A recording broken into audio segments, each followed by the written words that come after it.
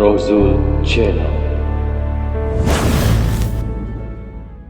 Bismillahirrahmanirrahim. Assalamualaikum. Apa khabar semua? Berjumpa lagi kita di dalam Brozul Channel, guys. Apa khabar anda orang Indonesia, orang Malaysia, orang Brunei, orang Singapura ataupun di seluruh Nusantara? Apa khabar anda semua? Okey, hari ini saya mahu mereaksyenkan satu lagi video daripada channel, iaitu kompas.com. Anda boleh pergi ke channel kompas.com, klik butang subscribe-nya dan klik butang loceng, tanda sokongan anda juga kepada channel kompas.com. Tajuk yang kita mahu reaksyenkan hari ini katanya adalah pembangunan sirkuit F1 bintang dimulai. Wow guys, itulah. Sebelum ni kita tahu sudah hampir siap, iaitu sirkuit Formula E di Jakarta, guys. Itu sudah hampir siap. Katanya pada bulan Juni ni nanti, 4 Juni nanti akan bermulanya perlumbaan ataupun tournament yang ada di sirkuit Formula E di Jakarta itulah. Tapi di sini ada yang memberi komen di bawah komentar saya di video yang sirkuit Formula E itu. Mereka meminta saya untuk mereaksyen satu lagi, iaitu sirkuit F1 yang akan dibina di Indonesia juga, guys. Katanya di sini sirkuit itu akan dibina di Provinsi Kepulauan Riau. Wow, dekat dengan Kepulauan Riau sana dia akan dibina nanti, guys. Itu yang menjadi saya, wow. Sudah ada sirkuit Mandalika, sudah ada. Lepas tu sirkuit Formula E sudah ada. Dan bukan itu saja, guys. Malahan ada sirkuit F1 juga untuk di Indonesia. GP sirkuit ada, F1 sirkuit ada, Formula E sirkuit ada. Wow, berapa banyak lita yang hendak dibina di Indonesia, guys. Itulah kita kata, semakin lama Indonesia semakin mendunia, guys. Dengan adanya pembangunan-pembangunan seperti ini, maka dengan itu Indonesia semakin dikenali oleh dunia. Okey, guys, sebenarnya tanpa basa-basi dan tanpa berlengah lagi, mari kita sama-sama tonton Direction bersama dengan Brozul. Mari. Kompas.com. Sahabat Kompas.com, Indonesia bersiap menatap gelaran Formula 1 atau F1. Hal tersebut karena pembangunan sirkuit internasional Bintan di Provinsi Kepulauan Riau telah dimulai. Maknanya ini pembangunan sirkuit internasional Bintan di Provinsi Kepulauan Riau. Di situ tempatnya akan dibina F1 sirkuit. Memang semakin mendunia lah Indonesia lepas ni. Banyak wisata-wisata akan datang ke Indonesia untuk melihat F1, untuk melihat Formula E, untuk melihat GP. Memang sangat mantap. Sirkuit yang bernama Bintan International Circuit akan dibangun di International kawasan Bintan wisata namanya. Bintan Resort atau Lagoy, Kabupaten Bintan. Maknanya namanya di sini Sirkuit International Bintan. Sebelumnya Sirkuit Mandalika. Lepas tu Sirkuit Formula E Jakarta. Sirkuit Sirkuit Sepang. Itu di Malaysia, guys. Sepang. Anda tahu Okey, kita lanjut. Hal ini sudah dipastikan melalui penandatanganan Memorandum of Understanding antara Ikatan Motor Indonesia dengan perusahaan asal Singapura, yakni Galan Venture Private Limited pada Kamis 17 Maret 2022. Setelahnya dilakukan groundbreaking pada titik koordinat pembangunan sirkuit yang berada di tepi pantai Nirwana Garden Hotel. Pembangunan sirkuit internasional Bintan dilakukan dengan skema kerjasama investasi. Sebentar, guys. Keunikan Indonesia ni, dia membina sirkuit, dia suka di tepi pantai. Seperti sirkuit Mandalika pun tepi pantai. Ini sirkuit internasional Bintan pun di tepi pantai. Kenapa, guys? Boleh bagi tahu jawapan di bawah komentar. Kenapa Indonesia suka buat sirkuit di tepi pantai? Adakah mahu memberi keindahan pemandangan kepada penonton-penonton, ataupun adakah untuk senang pembalap-pembalap lepas saja habis membalap terus mandi laut? Adakah sebab itu? Anda boleh komen di bawah komentar, ya. Okey, kita simak videonya terus. Dananya senilai 1,2 triliun rupiah. 1,2 General triliun Manager rupiah. PT Bintan Resort Cakrawala, Abdul Masya Wahab, Allah. mengatakan pembangunan sirkuit bertaraf internasional ini merupakan bagian dari rencana jangka panjang pengembangan kawasan wisata Bintan Resort. Hal ini karena kawasan berada di lokasi yang strategis, berdekatan dengan Singapura dan Malaysia. Ya, kalau kita tahu ya, Riau ni dia memang berdekatan dengan Singapura dan Malaysia. Maksudnya dekat dengan Johor ya. Kepulauan Riau. Dulu ada sejarah-sejarah bagaimana Melayu datang ke Malaysia. Itu sejarah tu lain, nanti kita reaction guys. Okey, kita lanjut saja tentang ini Sirkuit Bintan ni. Sehingga akan semakin membuat ini daya dia tarik punya tersendiri itulah. bagi wisatawan mancanegara untuk berkunjung Apa ke orang panggil? Bintan Resort. Ini adalah ilustrasi dia lah ya.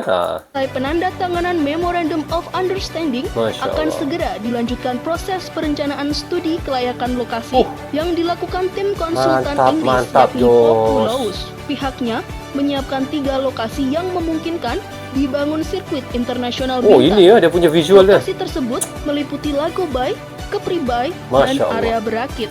Tapi dia memang tepi pantai ya kalau kita lihat di sini. Wah, ini guys ya. Betul-betul memang tepi pantai ya. Sini nanti ada resort-resortnya dekat dengan tempat litar-litarnya ya. Masya Allah. Kalau saya kaya satu hari nanti mau saya pergi ke sini berwisata guys, sambil-sambil menonton F1, sambil-sambil itu main di pantai, berenang begini ya. Mantap, mantap. Okey, kita Lokasi lanjut. tersebut meliputi Lago Bay, Asyik ya. Kepri Bay, dan area Lagi berakit. seru gini. Setiap lokasi memiliki ciri tersendiri. Tetapi ketiganya Ikan pun sama-sama banyak memiliki panorama alam yang indah yang mirip dengan sirkuit Mandalika. Oh, Ketua Umum dia mirip dengan Sirkuit Mandalika. Tadi pun saya ada seperti saya lihat dia punya bentuk litarnya pun ada sedikit macam Mandalika ya. Ikatan Motor Indonesia atau IMI Bambang Susatyo menyampaikan kesuksesan sirkuit Mandalika menggelar event internasional yang mendongkrak perekonomian di Nusa Tenggara Barat bisa ditiru oleh Kepulauan Riau. Okey, sebentar guys ya. Kalau anda tahu di Sepang tu dia ada Sirkuit Sepang, Sepang Sirkuit. Tapi di Sepang tu dia di situlah F1, di situlah GP motor. Tetapi kenapa di Indonesia dia mengasingkan benda tu di Mandalika tu hanya untuk GP. Kalau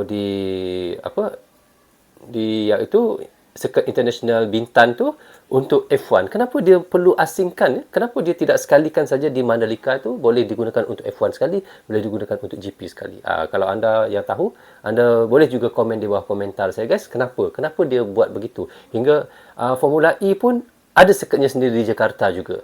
Itu yang menjadi tanda tanya saya. Kenapa terlalu banyak sirkuit? Adakah saja untuk buat lagi banyak wisata akan datang, ataupun adakah memang sengaja dibuat begitu?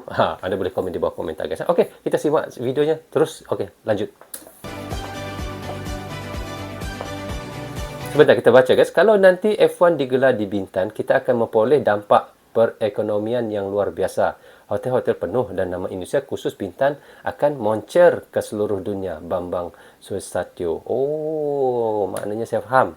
Ini adalah salah satu kata taktik untuk perekonomian juga ya. Salah satu sebabnya lah. Okey. Pihaknya berkomitmen untuk menyiapkan event-event internasional selain F1 di sirkuit internasional Bintan. Gubernur Kepulauan Riau Ansar Ahmad mengharapkan agar pembangunan sirkuit Bintan Internasional bisa selesai sesuai rencana, yakni 2 tahun. 2 Apabila tahun. tuntas, dia meyakini akan banyak investor yang mengembangkan sarana akomodasi di Bintan. Banyak yang akan itu datang ke sana ya.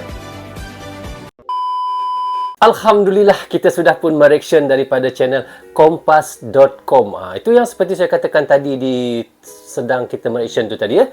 Kenapa Indonesia perlu membuat banyak sangat sirkuit? Sirkuit Mandalika dia buat, sirkuit Formula E di Jakarta pun buat. Lepas tu iaitu sirkuit international Bintan pun buat. Banyak Kalau di Malaysia ni ada satu sirkuit yang terbesar iaitu di Sepang Sirkuit lah, di Selangor Sepang. Tak tahulah kalau Sepang tu dah pindah ke Kuala Lumpur, tapi masih ada di Selangor. Itu bagi saya lah. Bercanda guys. Di situlah F1-nya, di situlah GP motornya, di situlah apa-apalah. Kalau Cup Prix-nya pun di situ juga ya. Memang di satu tempat itu saja. Tetapi di Indonesia ni banyak tempat ya. Sampai di Batam ada. Lepas tu di Mandalika ada lepas tu ada di Jakarta ada. Banyak guys. Itu memang luar biasa. Tapi katanya tadi mungkin itu adalah satu taktik untuk perekonomian supaya wisata banyak datang ke tempat-tempat tak tentu tidak semestinya berfokus kepada Jakarta saja, makanya wisata ataupun bule ataupun pelancong-pelancong boleh datang ke tempat-tempat lain juga ya. Itulah taktik Indonesia juga untuk menambah perekonomiannya ataupun untuk menambah sumber pendapatan pelancong ataupun wisata yang datang. So itu sudah bagus ya. Bagus untuk perekonomian Indonesia dan bagus untuk pembangunan Indonesia juga, guys. Guys, saya sebenarnya sangat kagum dengan Indonesia ya. Banyak pembangunan yang sangat pantas yang dilakukan oleh semenjak pemerintahan Bapak Jokowi kepada Indonesia. Memang kita tengok Indonesia cepat pembangunannya. Memang sangat maju dengan Jakartanya, dengan apa-apa sajalah yang kita nampaknya. Memang sangat terselah lah kemajuan Indonesia sekarang ini. Malahan kita lihat ekonominya pun bertambah baik ya. Pada waktu COVID-19, banyak negara-negara lain yang jatuh ekonominya, tetapi Indonesia lain pula. Ekonomi Indonesia bertambah baik. Itu yang hairannya ya. Itulah orang kata kebijaksanaan pemerintahnya. Itu yang bagusnya Indonesia. Okey guys, syukur Alhamdulillah sampai di sini saja untuk reaction sekali ini. Semoga manfaat untuk kami Indonesia dan untuk anda di Indonesia juga. Jangan berhenti menyokong Brozo Channel. Tanpa sokongan anda, tiada dalam Brozo Channel di dalam YouTube ini. Bagi anda yang suka dengan cara saya mention, anda boleh klik butang subscribe dan klik butang loceng tanda sokongan anda kepada saya. Saya minta maaf andanya ada tersilap kata dan tersilap cakap sepanjang saya mention untuk anda semua.